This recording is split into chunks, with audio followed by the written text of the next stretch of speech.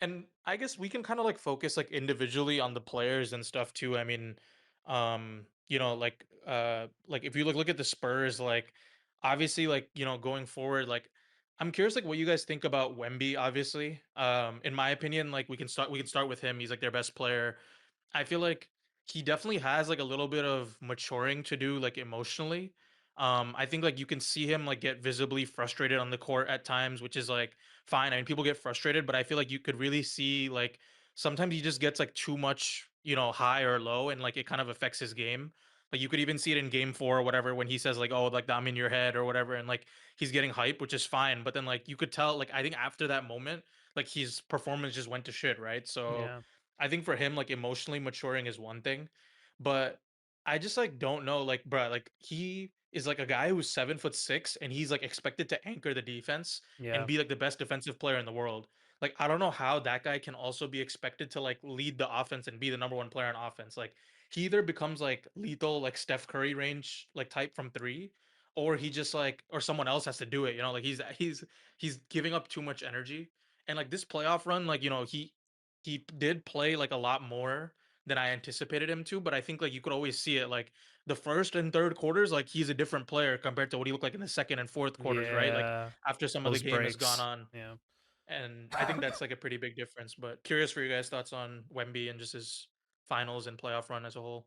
Yeah, I think I'm just gonna I just really, I used to be a fan of Wemby before. I used to be a much bigger fan of Wemby before like I think this playoffs. I just feel he's just so corny, man. I just can't. He's just so corny with like the stuff he says in his interviews, and just like he like some of his quotes, and he's just like trying to give like some like senior quote, like some philosophical like answer to like every question. He's like, I just know, I don't know, I don't think it's fake. I just think like it's just like a little performative, and just I don't know. Maybe he's just like that's just who he is, corny person. But yeah, mentally, I think he's got to like lock in a little bit. He seemed like I don't know. Even like the post game interview after they lost the finals, he just seemed very like just analytical about the whole situation. Like, I don't know. But I think he definitely needs to get strong. That's for sure. I mean, you could say like yeah, he has a big load on defense, but the load on defense for him is mainly just like shot blocking in and around the paint. It's not like he's being asked to really guard around the 3 point line like that. He's not really like in transition. Yeah, maybe he's getting some blocks, but I think he definitely just got to get stronger. And I think the reality is like he has no bag. Like he doesn't have like moves like that.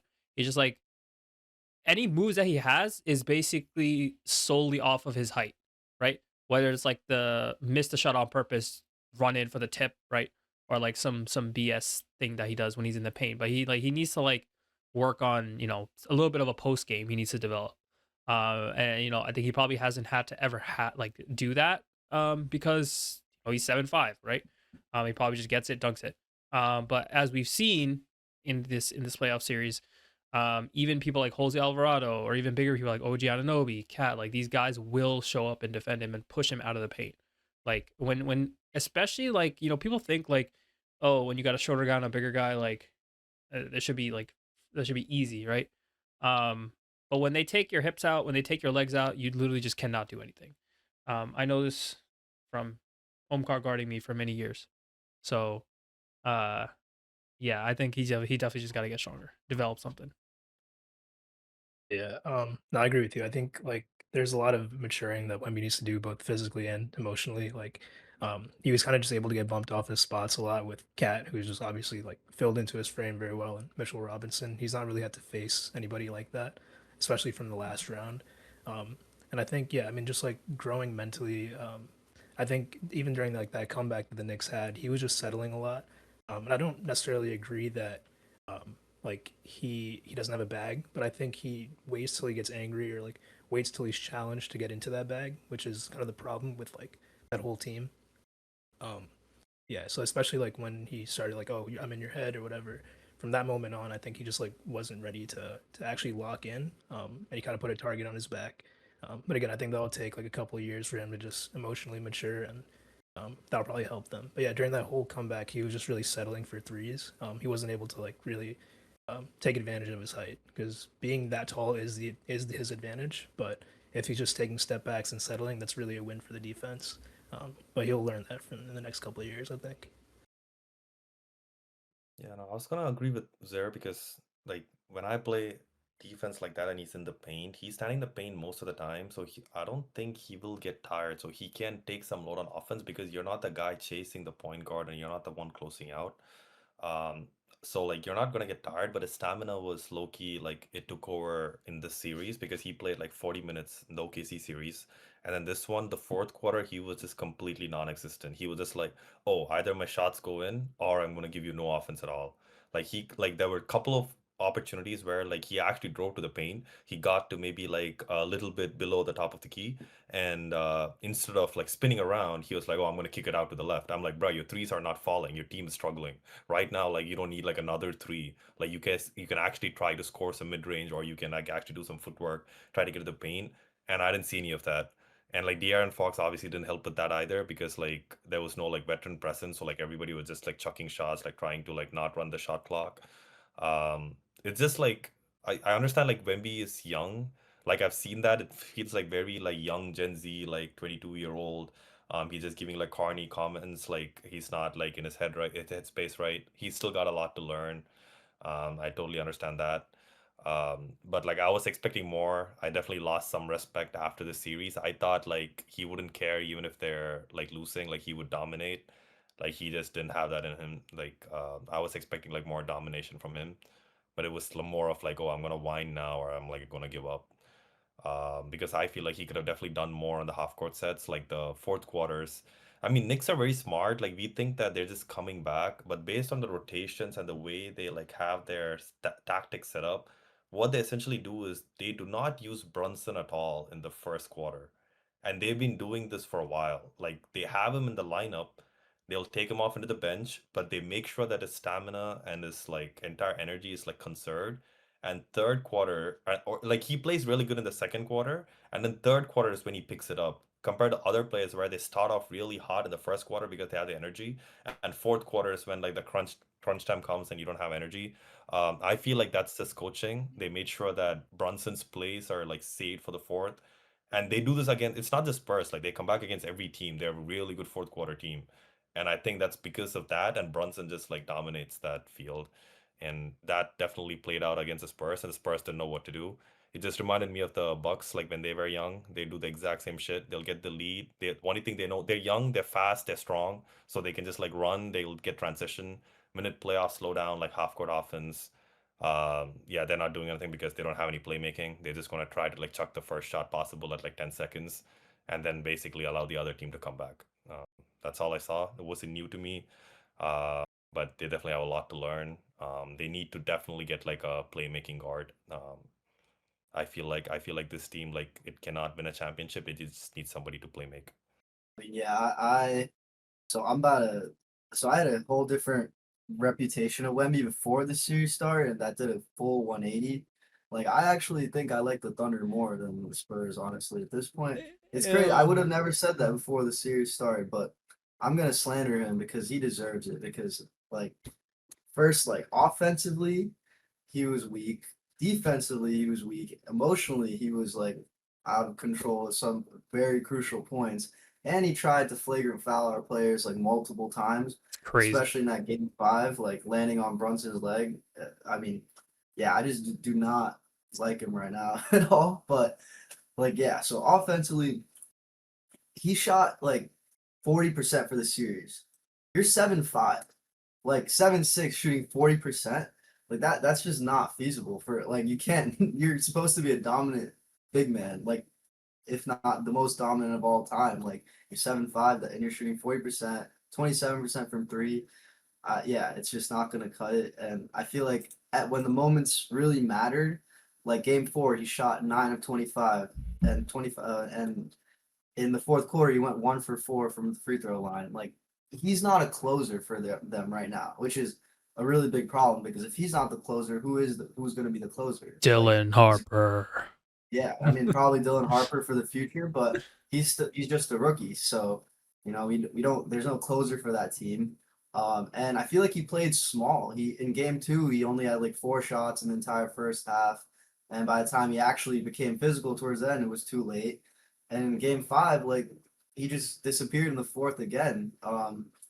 He only had 19 points, so while Brunson had 45. So I don't know. I think offensively, he has a lot of work to do. Like I think I said this last time, he could have the most unstoppable skyhook of all time. Like Oh yeah. he's taller than Wilt, but he doesn't have that in his bag. He doesn't have like an easy post up game in his bag. So there's a lot of offensive problems I think are in his game. I like he can shoot threes, but it's like how much are you gonna rely on that really? Especially when he's getting tired on the defensive end too. And also on the defensive end, people like to bring up his gravity. And yeah, he was a monster throughout the regular season and even the playoffs with his blocks. But I feel like you have to understand that was a lot of that was him acting as a free safety. He's allowing like he's playing up on someone else that he doesn't have to guard the 3 point line, so he can just slide in and get the blocks. But the blocks, like I feel like he became a block merchant, and he got exposed in the finals when the Knicks, a smart team with the actual solid game plan, pulled him away from the rim continuously. They used Bridges and Brunson to put him in a blender essentially. Like there's a stat in Game 4 in the second half. They had an offensive rating of 180, like 1.8 points per possession on possessions with Wemby defending in isolation, pick and roll, or closeouts. They targeted the defensive player of the year every single play and just kept scoring like that. That's embarrassing. Like I don't. I mean, I feel like it's a coaching issue, like largely for sure, but there's a lot of work to do on that end. I mean, his comments after is he said they're going to spend so much energy trying to put us into in a certain position, and at the end there's still no mismatch. So I don't think it's really bad. You just lost the game, and you're saying there's no mismatch. Like I don't understand what he's saying, but also emotionally, like I feel like he had a turnover in game two. He passed it to Castle without looking, and then missed the game-winning jumper. That was a bad. I feel like that was a bad play call, but yeah, and in game four, he missed two free throws. And then he should have like gone to flagrant in game five. So I don't know. I feel like everyone calls him an alien, but he looked like Skip Bayless was like he's the Earthling. So like I He fuck with called him that. victim when Yeah. Victim is hilarious. Yeah. I mean, I I think you also have to consider that, like, in OKC, he played Hardenstein, and Chet just ducked smoke. I can't lie. Like, Chet was not ready to play him. Mitch and Cat were just ready to guard him, like, Even every single OG, time. even OG on the Yeah, offensive end. Oof. yeah. They went at him. They weren't scared of him. Like, Yeah. you know how many? I could find a whole tape of Brunson scoring on Wemby this entire finals, and some of those shots were like filthy. Like, I mean, yeah, they just targeted him, and I don't think you could say he wasn't a defensive liability, and that's crazy for a unanimous defensive player of the year to be in that position. I mean, he cost them the series, I think, and for the most part, in my Yeah, opinion. you think he's that much of a liability though? Because the scores were very low. Like even No, that for sure. close-up game, they were But when like it 80 mattered, he points. got gassed and became That's a true. liability. That's Like true. in game four, like, you have to close that game out in game four. Yeah. He became a liability. Yeah, I think once he got gas, he was ass. Like that I would agree. Like fourth quarter, like I think Nick saw that. Like I saw that Brunson take that shot, like he's putting moves on him. I was like, bro, he knows he's tired. He's just like pretty much like destroying him now. But yeah, I do see that. But I still feel like he did his part. He just like I think didn't know like how to like save his stamina, and that like cost him. Maybe he learned that later on in his career. Yeah. I mean, I don't know. I think when you look back at his points though in the Thunder series, like it's really that game one or whatever that kind of carries because he had like 41 or whatever. Like the rest of them, like he scored like 20 to like 25 points, but like I think he did play better though offensively. I agree. Um, I think I don't know. I think Hartenstein did a good job on him, but Chet, yeah, definitely not as much. But he was just like way more motivated in that series, which is part of the thing too, right? Like you saw how he celebrated when they beat the Thunder. Like you could tell, like this man is like crying. Like that was his Yeah, number one goal, right? To like beat dude. the Thunder. And He like thought he there won were a chip. podcasts, like yeah, like Kevin Garnett literally called it out on his podcast. He's like, bruh, like he's like, nice, that you won and shit, but like this is doing too much for me. Like he was like literally saying that Yeah. too. Like he just looked like he was too emotionally invested in that one series. And like I think in all this stuff, like you have to have the bigger picture, you know? Like it's nice that you won a series. Like I know it was like hard fought and stuff, and like I'm not saying don't celebrate, but like you have to be a little bit level headed there.